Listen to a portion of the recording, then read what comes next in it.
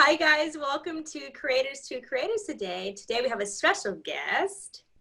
Merrick MacArthur and Peggy Warney. Welcome to the show. Thank you for having us. Yeah, no, thank you guys for coming on. I always wanted you guys to come on shows, and I've been doing like couple interviews, and I was like, oh my God, yes. Oh. I think it is sooner. Yeah, of course. Of course. Yeah, because you both, okay, so Peggy, you are a photographer, director. You shoot movies as well. You film. Merrick, you're an amazing actor. Did you guys plan this? No, none. No, well, Peggy actually planned to be an amazing photographer since you were 8 years old, 4 years old, something like that. I've always wanted to be a photographer. So yeah, there was never a time in my life that I didn't think I was going to be a photographer. Yeah. Nice. You always knew. Mine was a life transition that as far as career happened later on. I had interest in performing, but I pursued science and math and a career. And then later in life, I decided to go the other direction into acting. Screw that steady paycheck. Who needs it? It's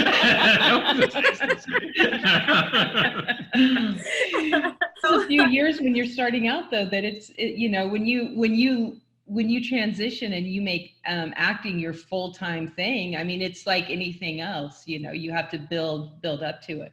Yeah, unless you have wealthy parents, it's going to be a struggle for a little bit. So, yeah. That's true. How do you guys make your relationship work? I mean, you're both in the industry. How do you guys make it work? I think that's it, that we understand each other's industries, and we both are very interested in each other's industries. Like, I'm always interested in how's this, and I'm showing her stuff, and she's either educating me or laughing at me for showing stuff. Or Peggy, of course, is interested in helping me and know more about my industry because it also helps her. And I think that's kind of part of it. I mean, as a relationship, we have our own magic in our relationship that's separate from what we do as careers, but it just happens that we happen to be in these different careers that complement each other. That we've made complement each other well. Yeah. Opposed to two actors dating or two photographers dating, there's none of that. I think there's a lot of room for us to help each other and not ever be in a position where we're in competition towards each other. Yeah. I know for me, working with actors, realizing what actors actually need in a headshot, going to workshops, really understanding how the industry works helps me as a photographer, and that I can, help my clients and of course, Merrick. Mm. Yeah, you have amazing photos for your headshots. I mean, that's awesome. That's not the only reason. I mean, I just happened to get, a little bit of a deal on the headshots. That's, Yeah. He didn't start dating me for headshots, right? No, I had a career that was on the upswing when we met, and it just happened to. No, that's awesome. That's a joke. Every once in a while, I'm like, "You're just here for the headshots." So, but no. It's really been a fun thing because we've really we feel that we work together. We've kind of gotten away from it during the pandemic, but we used to have a weekly business meeting where we really brainstormed, what we need to do. Now it's more like monthly. Yeah, and we still, keep up with our business side, but we haven't been doing. I mean, with the pandemic, it's hard to be. We've productive. Everything gets kind of out of whack. So. Yeah, I mean, so tell me, I would love to hear a story, how when you guys first started working together, on a set or something. How was that? I mean, I'm sure you guys work now because you guys work together so many times. You guys kind of have a flow and a rhythm with each other. You guys know how each other understand how you guys work. How was it at the beginning? Was it kind of rough? You were like, whoa, just do this, or?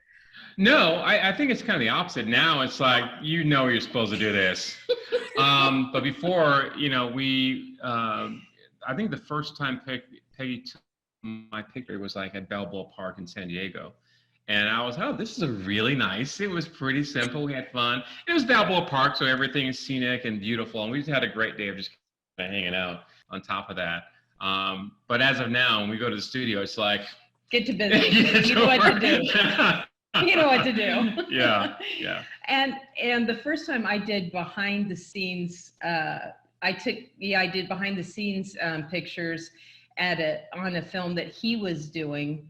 And it was my first time doing set photography. I'd never done that before. And the reason that I got that gig was because he was in there and they were looking for someone, and Merrick was like, hey, you want to do this?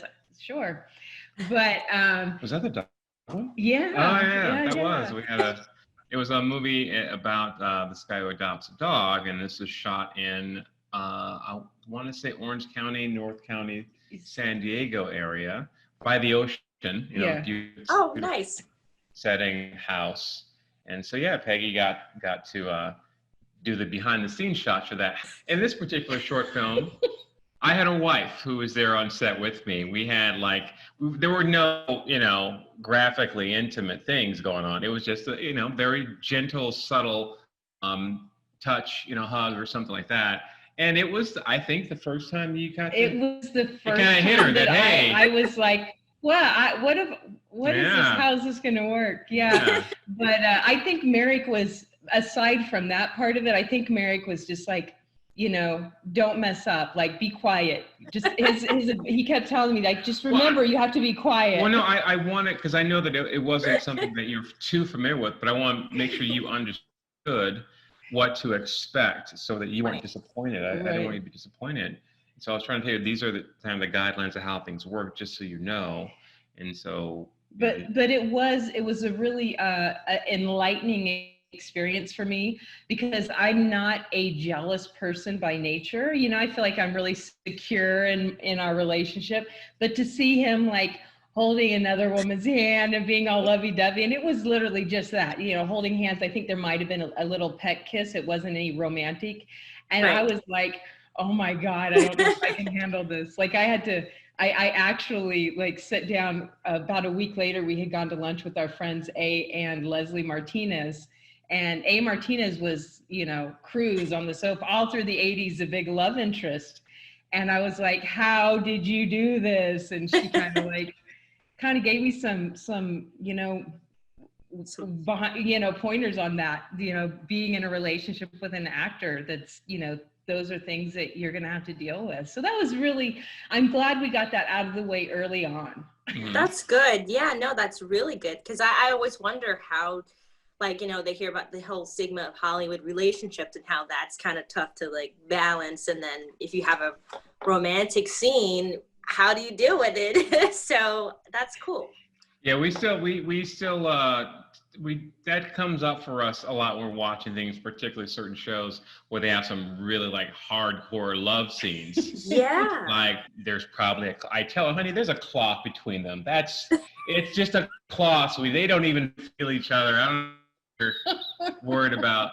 But and it's ruined TV and movies for me, because now I'm sitting there going, they're married, or they have a significant other, or, yeah, takes all the romance out of movies for me. Yeah. Yeah. So that, and I think as the actor, I don't know if it's me, I always think, hey, I'm here to work. I'm an actor, I'm focused. This is a role that I want to do well at, because this is my craft, and it's with another woman. Sure, but we're artists together. And Peggy's like, or it's people that like my work, right. And I'm sure it's just that, but I don't think that's always the agreed upon viewpoint, that they just like my work. And so I'm like, honey, I don't get it. We're good together, so why would they even try to, I don't because that never happens. In Hollywood or anywhere in real life, right? So yeah. No, but that's good that you guys are doing, I love that you guys are working through it, and that's great. And so I just recently saw something that you guys are working on. I think you're it's like a period, is it a period piece or something like that you guys did? And I think you're also in it, Peggy. You're acting as well, Sonia? No. This is actually started out as me putting together a one-man show performance about the life of Ira Aldrich, who was the first Black actor to play Othello on a London stage in England. Wow. And he went on to be the first actor to ever be knighted by any royalty. So it started out as that, and I've been working on it because I'm not a writer, but it's a great story. So I did a ton of research, and there's a lot there if you look for it about him, and it was just cobbling this story together and writing it out in the form that would work as a one-man show where you could, and I think of one-man shows like, the guy with the white hair, the mustache, that has all the funny jokes and sayings.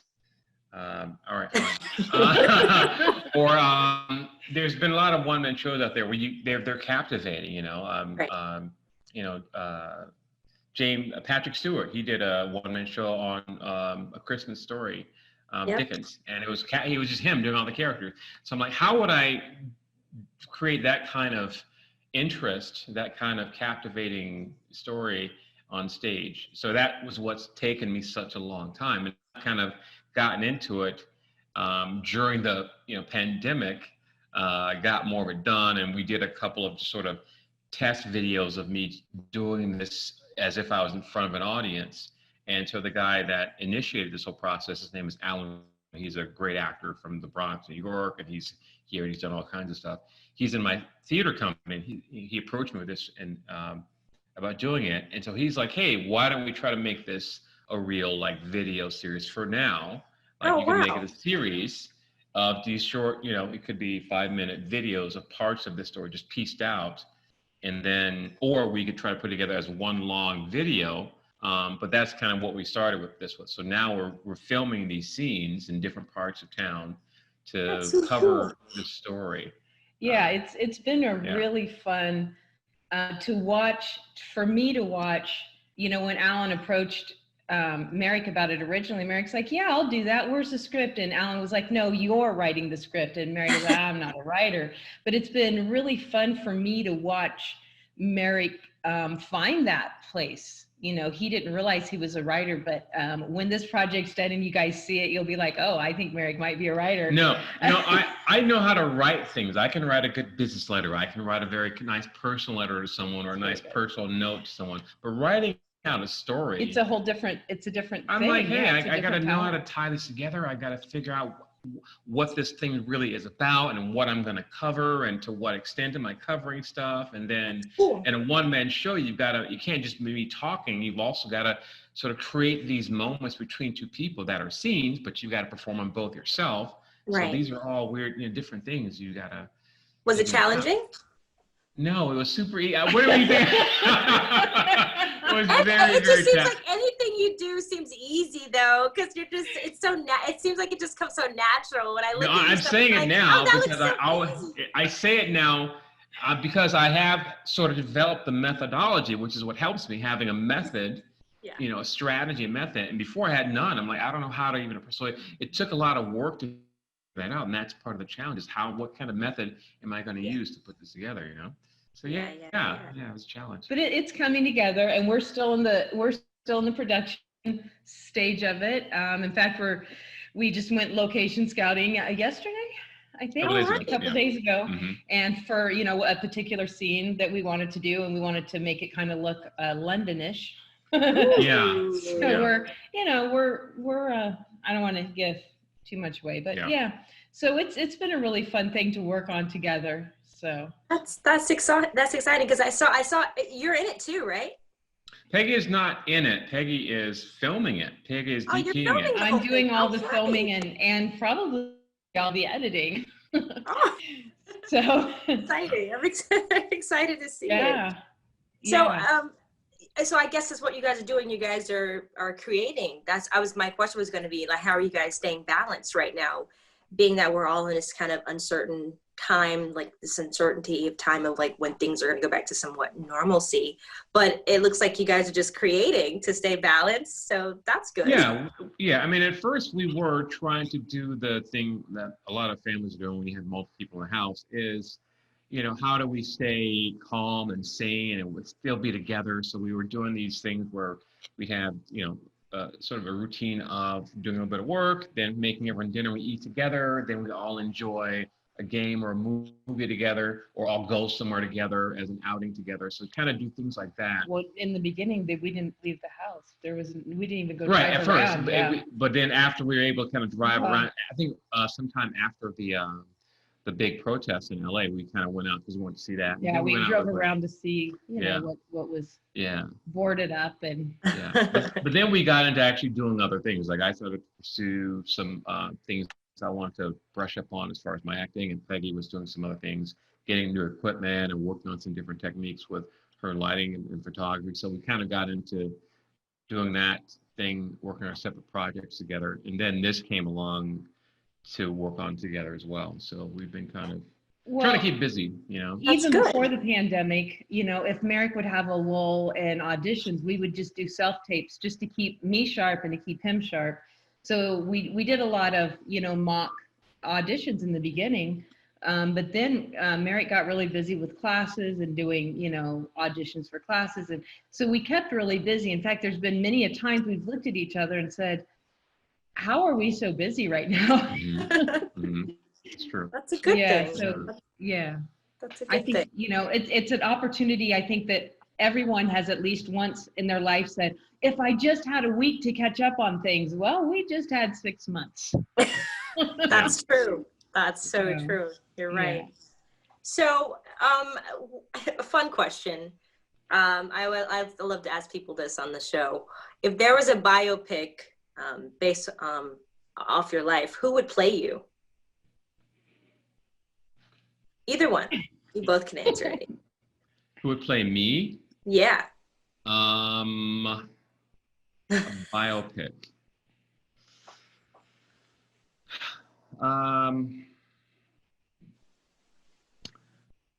Probably the actor that plays the stormtrooper in Star Wars. What's his name?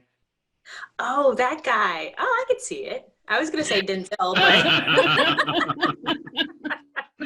I don't know. He's great. Who else would be great? Yeah, I can't think of anyone offhand right now that would be that.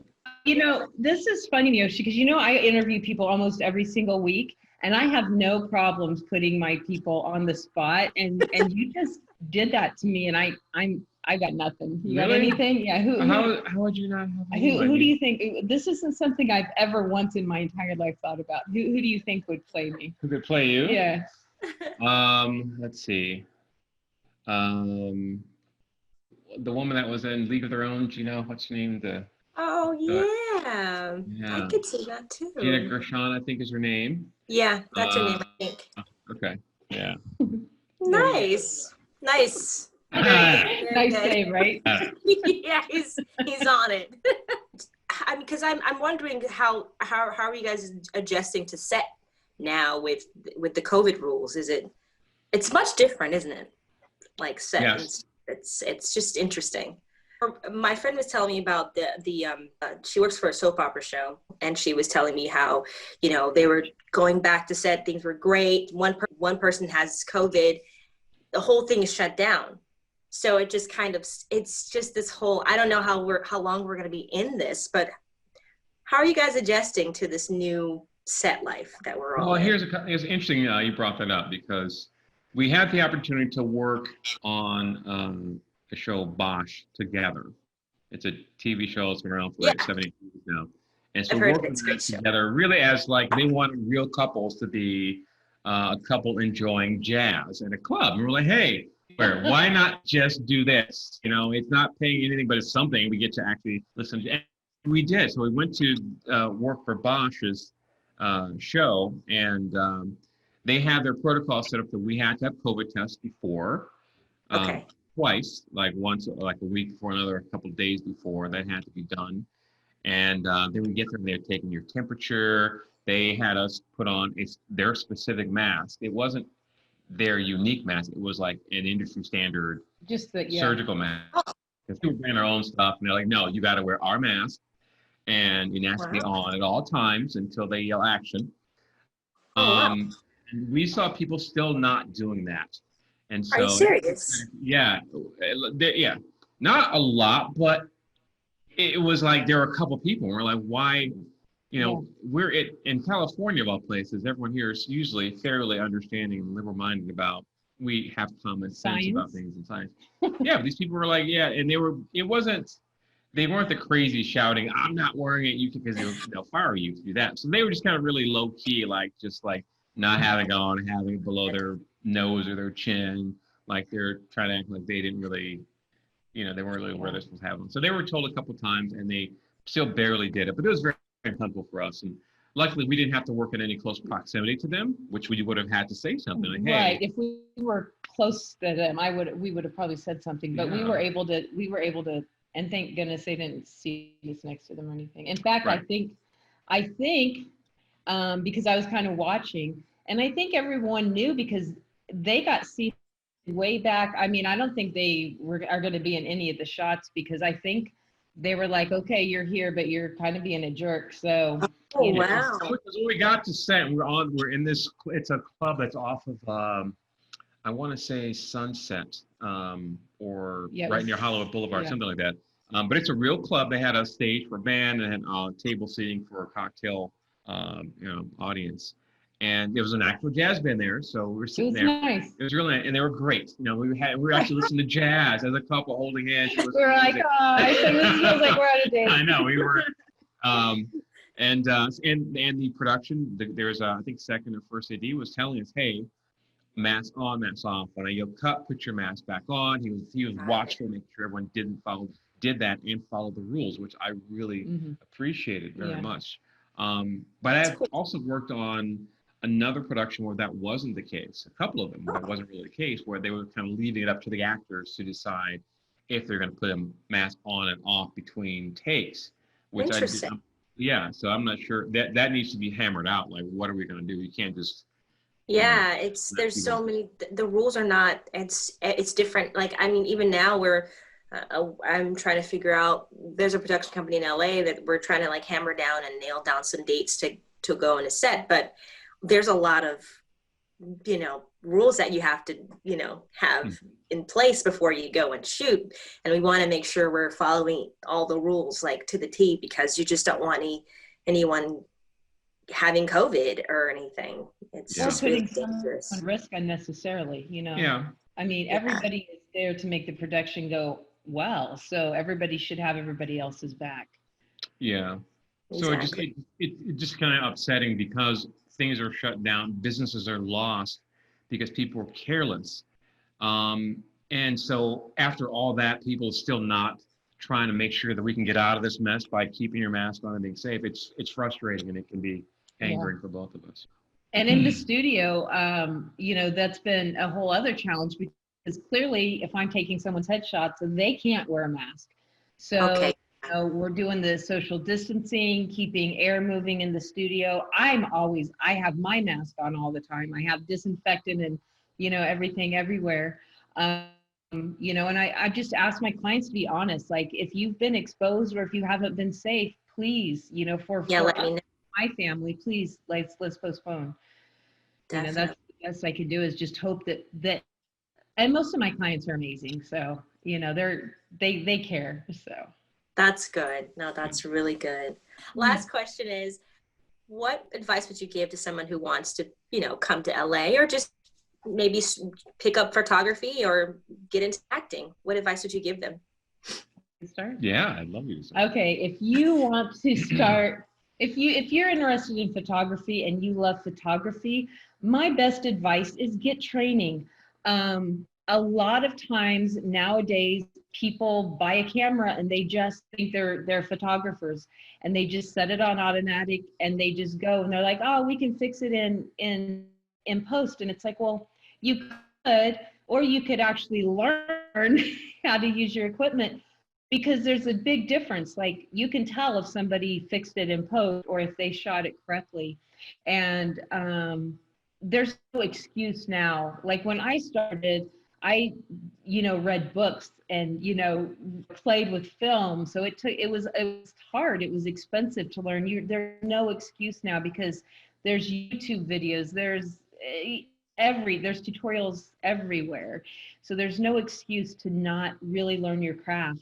And then if you want to do this as a business, think of it as a business. Learn some business principles, because otherwise you may be the most talented photographer, but if you don't know how to run a business, it's just a hobby. Yeah. All right. Good. I think it's always important to realize you need training to succeed in this business, and you need to have perseverance, and you need to have a very realistic expectation. And so if you come in without those things, all three, then you're really at high risk of failure. So whether you move here and do that, or you do that before moving here, you got to have those two things. You got to have training, you got to have perseverance, and you got to have realistic expectations about the business. And so those are things you want to focus on getting first. I mean, the other stuff is going to be there. People that have this idea that you got to be good looking and you got to have this. It's like, no, you don't have to be beautiful, or a model or anything like that. You just need to be those three things, and that's what they look for. So focus on getting, look up training that suits you. I don't prescribe any particular training, whatever is going to bring out that thing in you that you want to get out. That's what I promote. If it's a mix of things or one thing, great. If it's doing it for you, great. But this is a tough business. It's not a tough business. It is a business that takes perseverance, meaning you've got to put in the work. You've got to understand that you're not going to get every audition.